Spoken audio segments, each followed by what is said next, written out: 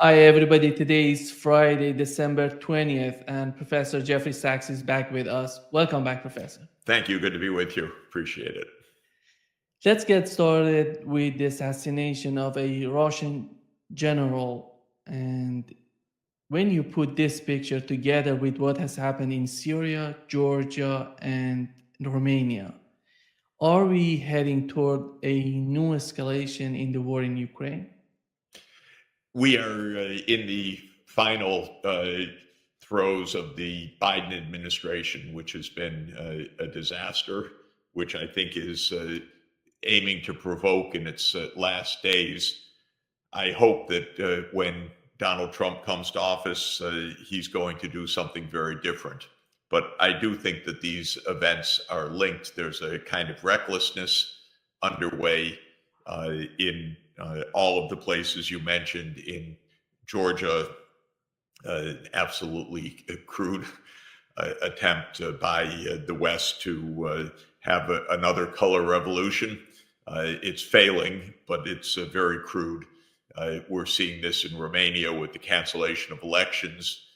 This political assassination in Russia is part of an assassination spree that the Western intelligence agencies have been on for months. And of course, it's extraordinarily reckless and dangerous. And of course, to top it all off, Biden's, or whoever did it in the US, because we'd never hear from Biden anymore, but the Biden administration's approval of long-range strikes of attack and missiles in Russia, completely reckless, meaningless militarily, geopolitically, absolutely awful and irresponsible of a failed administration that's been voted out of office and will be leaving in a few weeks. So I do think that this kind of lawlessness and recklessness is a bit of an end game. People are concerned about the use of dirty bombs, tactical nuclear bombs, before Joe Biden leaving office in Washington. Is that a concern for you?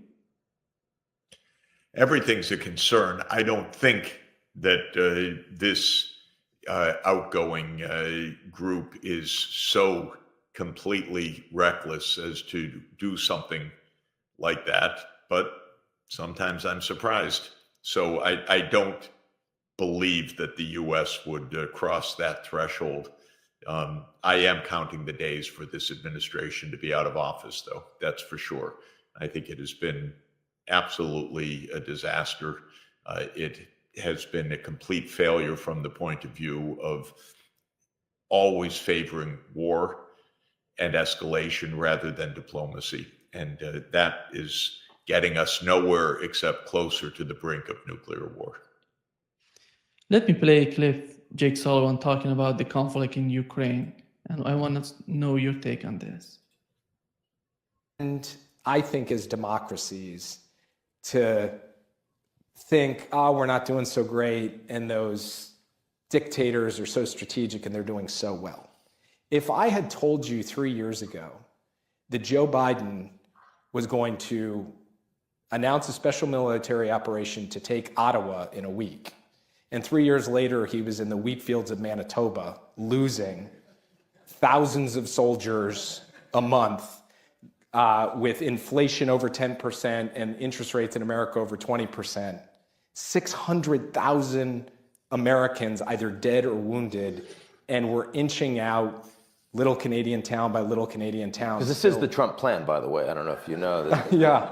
Yeah. I mean, you would have said, you wouldn't sit here saying, wow, America's really winning that war in a big way. That's great for America. You would never say that. But somehow we're saying, oh, the Russians, they're doing great.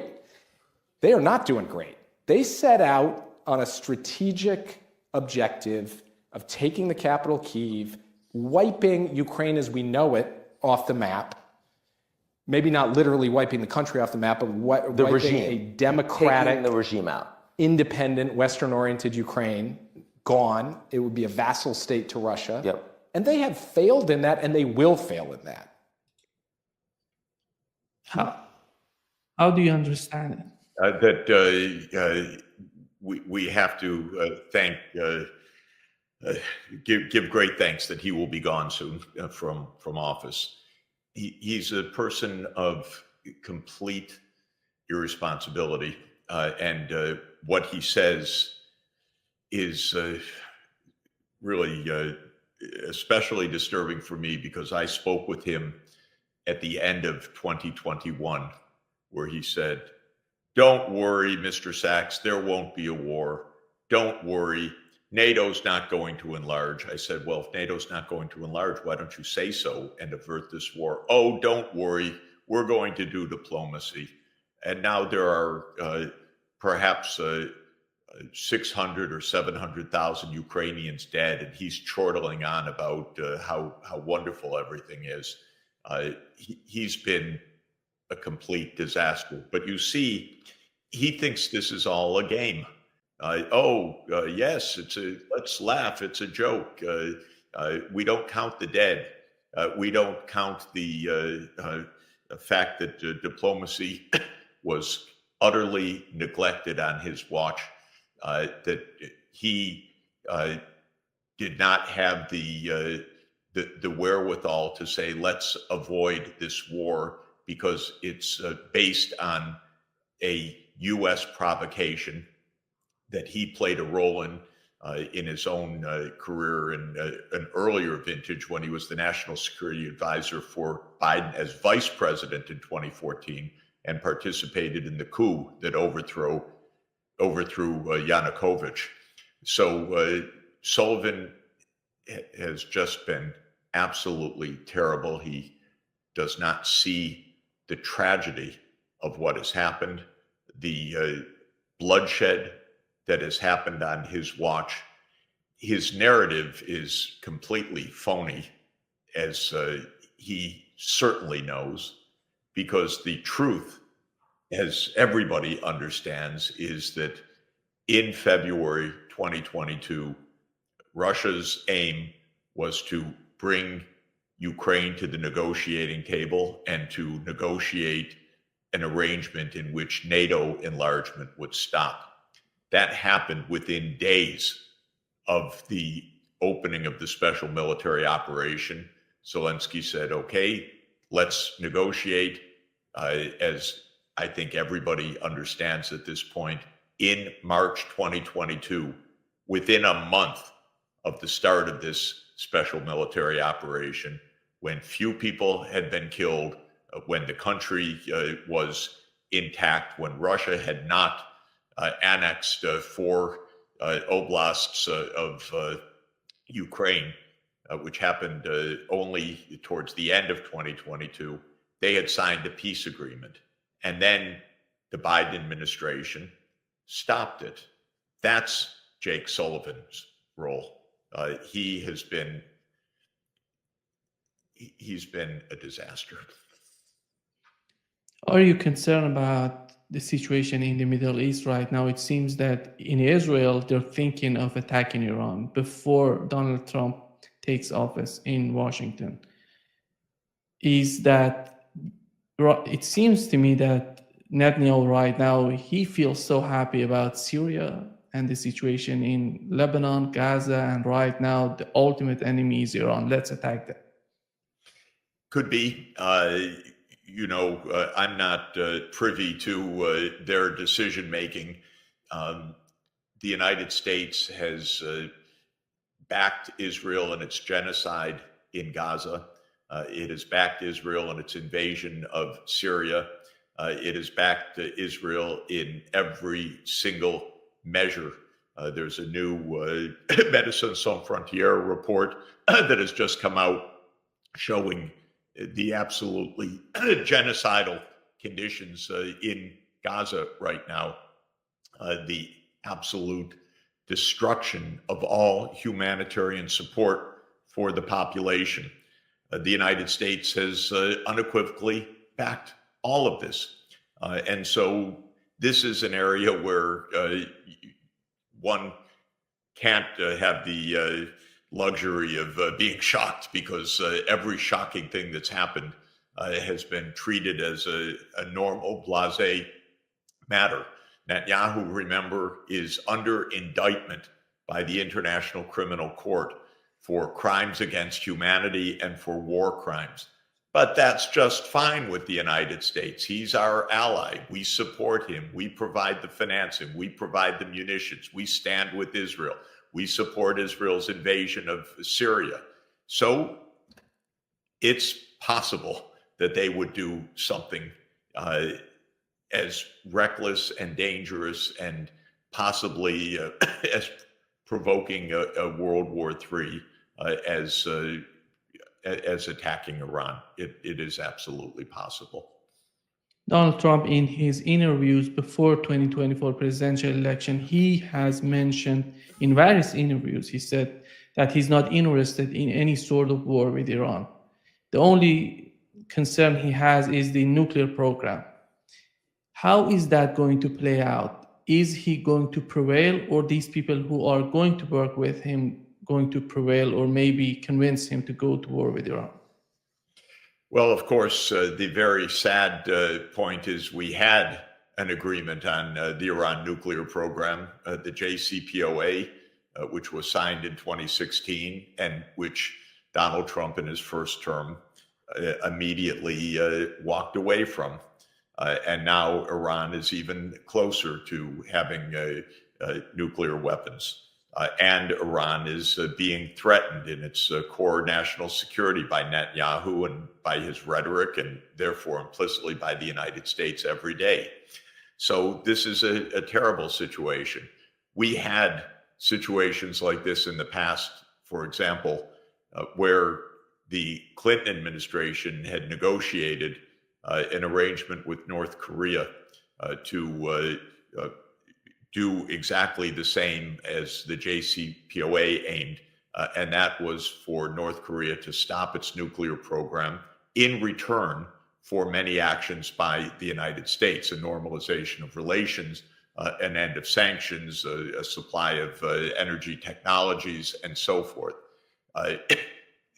Even the Clinton administration, which had negotiated these terms, did not follow through because of domestic U.S. politics.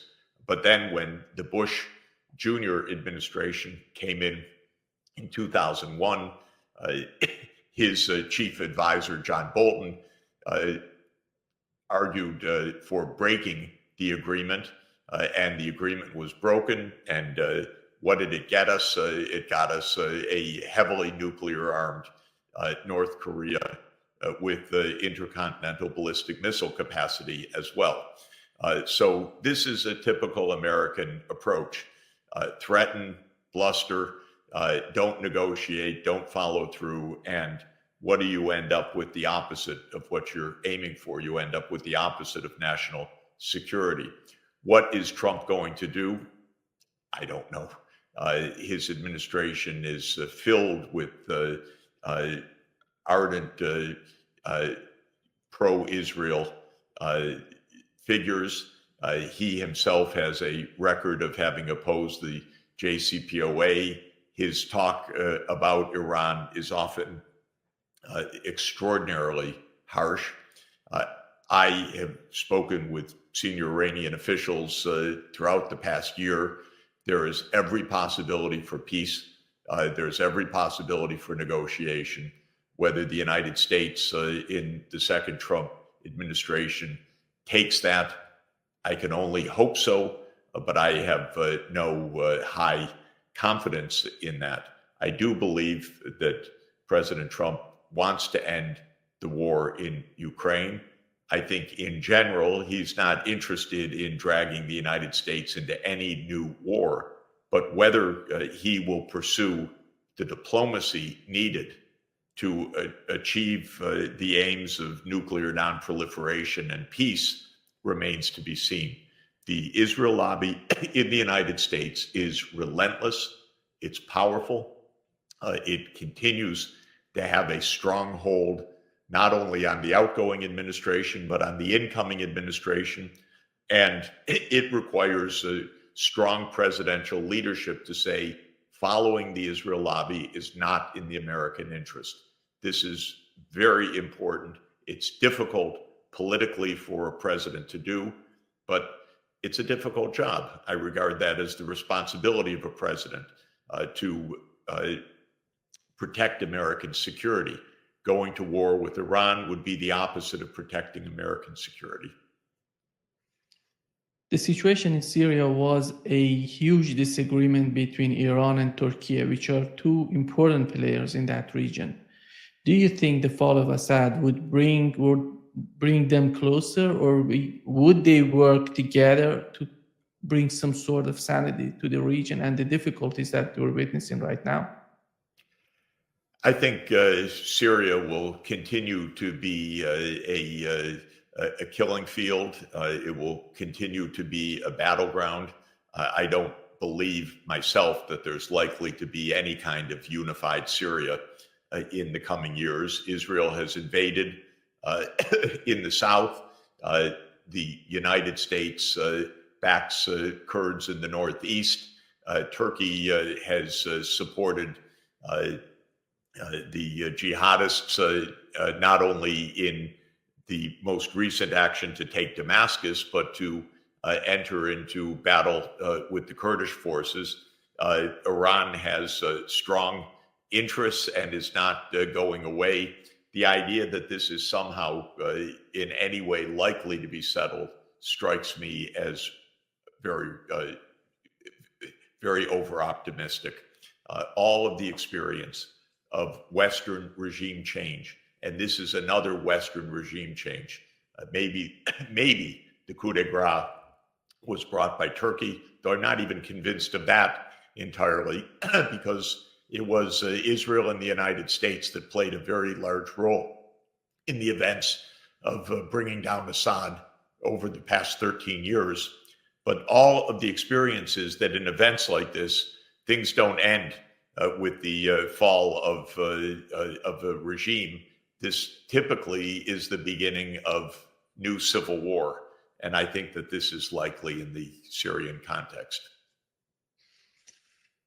In your opinion, the situation in Syria would strengthen the rapprochement between Iran and Saudi Arabia, or the Donald Trump's presidency and the way he's talking about the region would draw a line between Shia Sunni, and as we saw it before? I think that there are strong reasons that go beyond Syria for the rapprochement of Iran and Saudi Arabia, not the least of which is that each of these two countries actually wants normalcy and economic development. They actually do not want ongoing war. I think Israel and the United States are the main provocateurs in the region. And I think the failure of the diplomacy to establish peace through a state of Palestine alongside the state of Israel is strangely enough, even though that's just one corner of the Middle East, it's the remaining dominant factor for the continued war. And the reason is that Israel remains on a rampage throughout the region, in Lebanon, in Syria, in wanting war with Iran, of course, its genocidal actions in Gaza, in its immediate determination, it seems, to annex the West Bank. In all of this, Israel is a great destabilizer. And as long as the United States steadfastly backs that destabilization, there cannot be peace in the region. But there is a common interest of Iran and Saudi Arabia in not having this spill into a generalized regional war.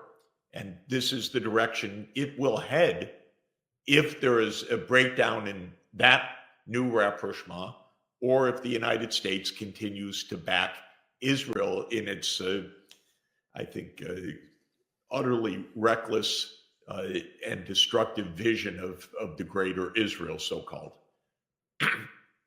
We had a meeting between Erdogan and Ursula von der Leyen in which they were talking about the sovereignty of Syria. UN Secretary General Antonio Guterres, he talked about it again today. Do you see that we are heading towards some sort of political confrontation between Turkey and Israel, or maybe the United States? Because as you mentioned, there is a conflict with the Kurds in Syria between the United States and Turkey. How is that going to play out between Turkey and Israel? Everything is possible right now in the Middle East. Israel wants wider war. It wants to pull Trump into a wider war. There will be people in his government that want a wider war. There will be people that oppose it. And Netanyahu definitely is angling for a wider war. So, unfortunately, in our world, the decisions of a few people shape the fates of tens or hundreds of millions of people, or even billions of people. And that's the situation that we're in right now.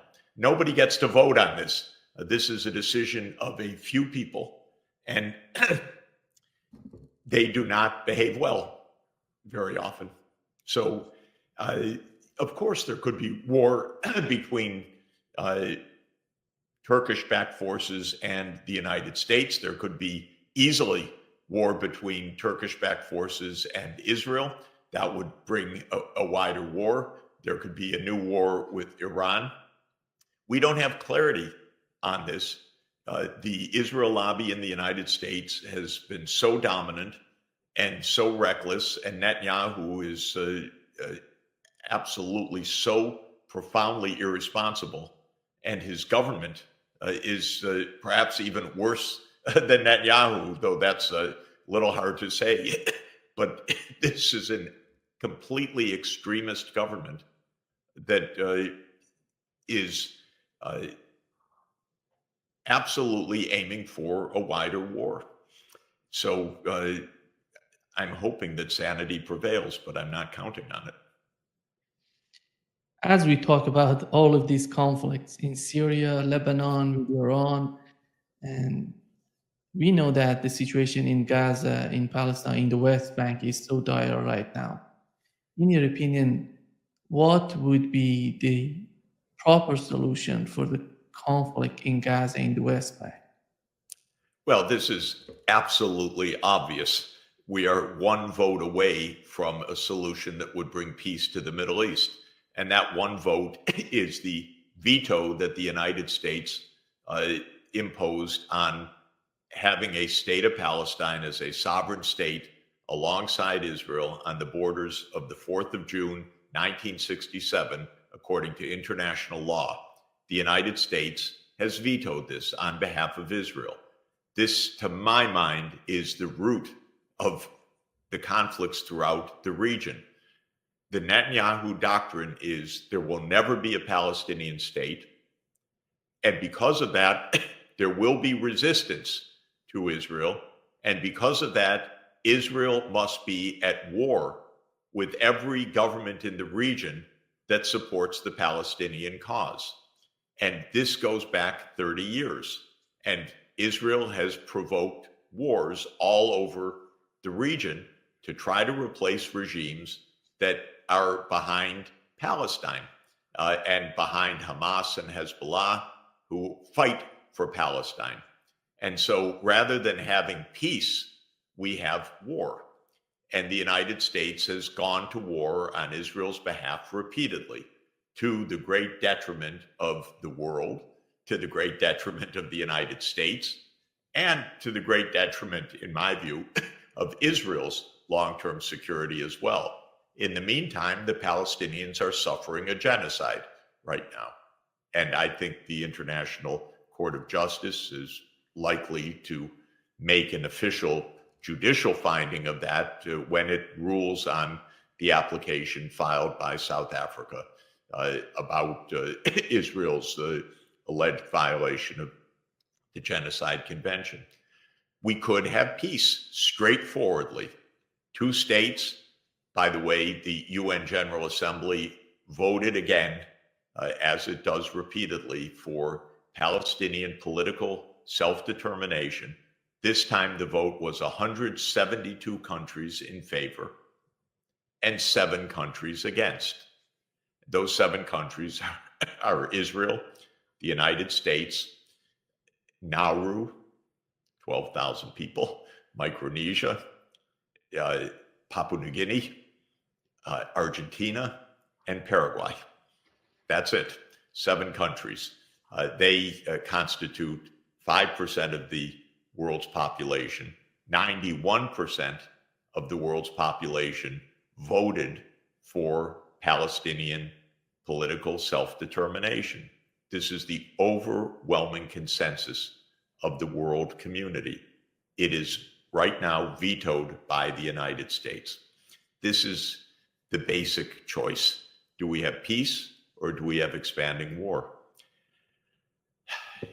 And the hold of the Israel lobby on American politics has been so strong that the choice has been expanding war in Lebanon, in Syria, in Iraq, in Sudan, in Somalia, in Libya, and if Netanyahu gets his way, in Iran.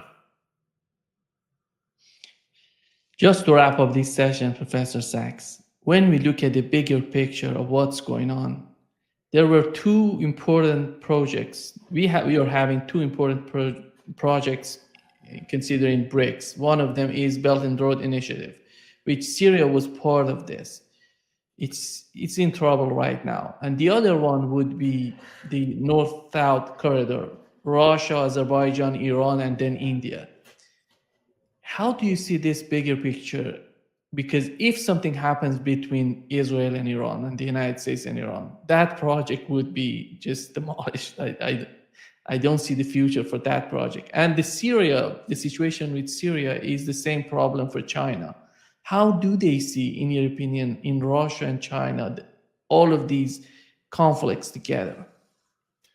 I think the BRICS is aiming for a peaceful, multipolar world.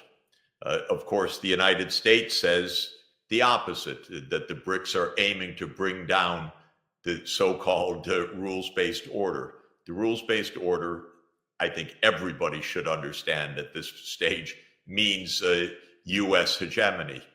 Yes, the BRICS are aiming to end the hegemony of the United States or any other country for that matter. They're aiming for a multipolar world.